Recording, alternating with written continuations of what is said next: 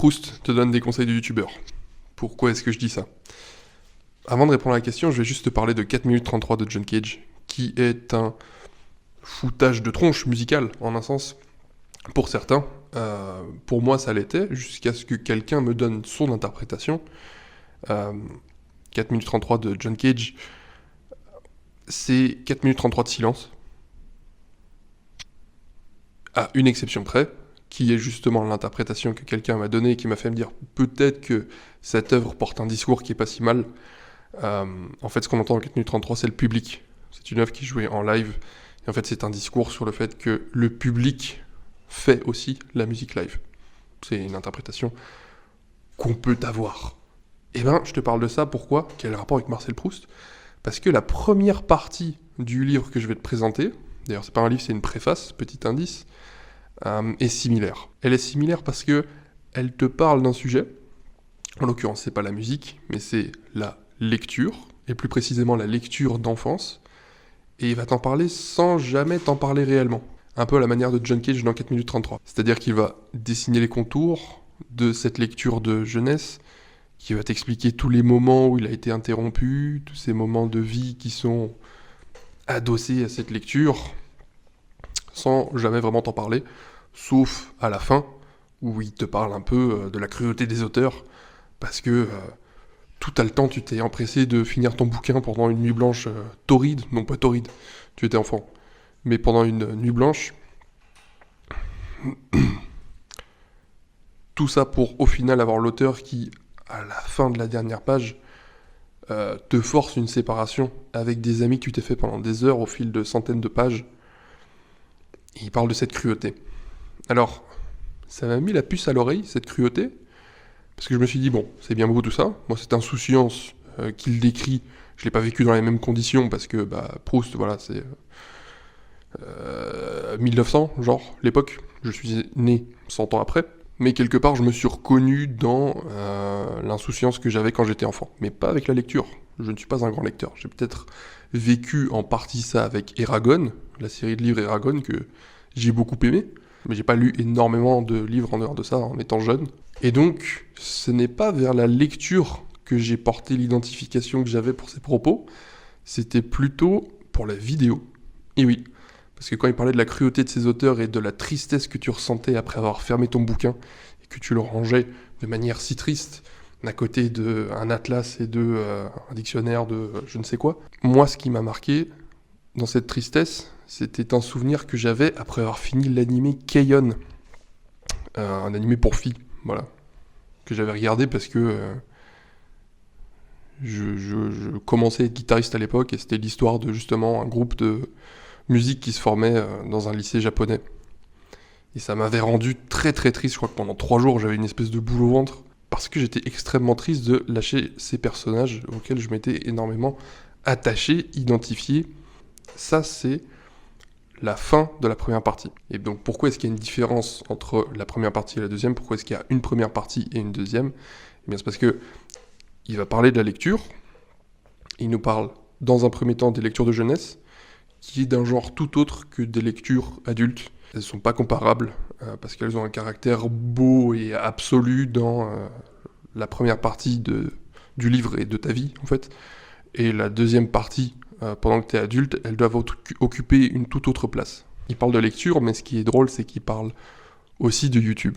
Donc, Marcel Proust, 1900. A priori, je pense même pas qu'il ait vu une vidéo de sa vie, peut-être que si. Mais je pense pas qu'historiquement, ça colle. Bien que...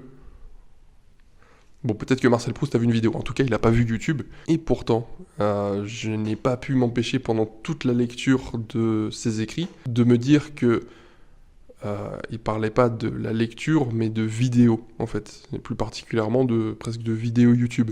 À un moment, pour moi, il va même jusqu'à parler du rapport à la caméra. C'est-à-dire qu'il parle de la manière dont les auteurs, avec la manière dont ils choisissent les mots, en fait, se trahissent en un sens et dévoilent un peu la forme de leurs âmes. Puis après, il se corrige et il dit « Bah non, en fait, vu que les auteurs sont au courant du fait qu'ils se dévoilent un peu en écrivant, bah en fait, ils dévoilent ce qu'ils veulent bien montrer d'eux, et d'une manière déformée, donc c'est un peu tronqué et médiocre. C'est le rapport à la caméra, ça. C'est texto le rapport à la caméra. Sauf à de rares exceptions, quelqu'un ne va pas être le même au naturel, on va dire, et avec une caméra devant lui. C'est-à-dire que là, moi-même, je dois recommencer des prises, j'ai pas envie de bégayer, j'ai envie de m'exprimer clairement. Je fais des pauses quand je parle pour réfléchir un peu à ce que je dis.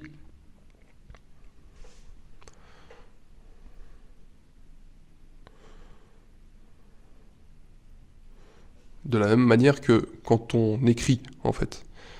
Donc ça, c'est assez intéressant, et je vais pas faire tous les parallèles qu'il y a, mais sur la lecture, c'est le nom de la préface, je vais en dire un petit mot après. Enfin, c'est le nom du livre, quoi, hein, de Marcel Proust. Sur la lecture, en fait, nous parle pas mal de vidéos et de YouTube. Après, ce qu'il faut quand même garder en tête, c'est que la lecture n'est pas la vidéo, et donc il parle de la supériorité de la lecture, pas sur la vidéo, mais de la supériorité de la lecture en général dans les amitiés. C'est-à-dire que l'amitié que toi tu entretiens avec une personne versus l'amitié que tu entretiens avec un auteur. Ou la supériorité du silence qui accompagne une lecture. Bref, il parle de cette supériorité de la lecture de manière très très puissante. Notamment, à un moment, il parle de dépression. Je ne sais pas quelles étaient les connaissances cliniques de la dépression. En tout cas, il en parle comme une espèce de maladie non corporelle qui t'enlève toute volonté. Il te parle de la lecture comme d'un antidépresseur très puissant qui te permettrait d'aller chercher, qui te donnerait toutes les conditions nécessaires à ta guérison, puisque tu as le silence, mais tu as en même temps l'altérité nécessaire pour faire naître la volonté en toi. Et il le dit évidemment à sa manière, c'est très beau. C'est la première fois que je me penche vraiment sur les phrases de Marcel Proust, dont on dit qu'elles sont plutôt asthmatiques. C'est vrai, c'est spécial, c'est des virgules sur des virgules. Mais il parle de cette propriété d'antidépresseur de la lecture de manière très belle. Pour moi, l'image la plus puissante qu'il donne, il y a l'amitié. L'amitié qu'il y a entre un auteur, et a fortiori un auteur ancien, avec le lecteur. C'est très très beau tout ce qu'il dit là-dessus, mais le plus beau, c'est que quand on lit un livre, et d'autant plus un livre ancien, qui est passé par l'épreuve du temps, et qui donc a brillé de par le fait qu'il a subi une sélection à laquelle d'autres livres n'ont pas survécu, et bien quand on fait une telle lecture, on se retrouve avec des gens qui sont susceptibles d'être importants. Et on peut se retrouver à dialoguer avec un roi. Et là où c'est vraiment puissant, c'est que normalement pour dialoguer avec un roi, pour avoir une audience, il faut patienter. Quand on a un livre, c'est l'inverse. C'est le roi qui patiente pour avoir une audience avec nous. Et ça, c'est génial. C'est génial. C'est quelle puissance on confère à un livre quand on a une telle image en tête. C'est incroyable. Alors après, il parle des maladies de la lecture, etc. Tout ça, je vous propose de le découvrir dans Sur la lecture de Marcel Proust, qui est à la base une préface d'un livre ou d'un essai de Ruskin, dans lequel il éclate un mec qui s'appelle Sainte-Beuve, et il parle de la lecture. Et c'est vraiment très très chouette. Lisez-le.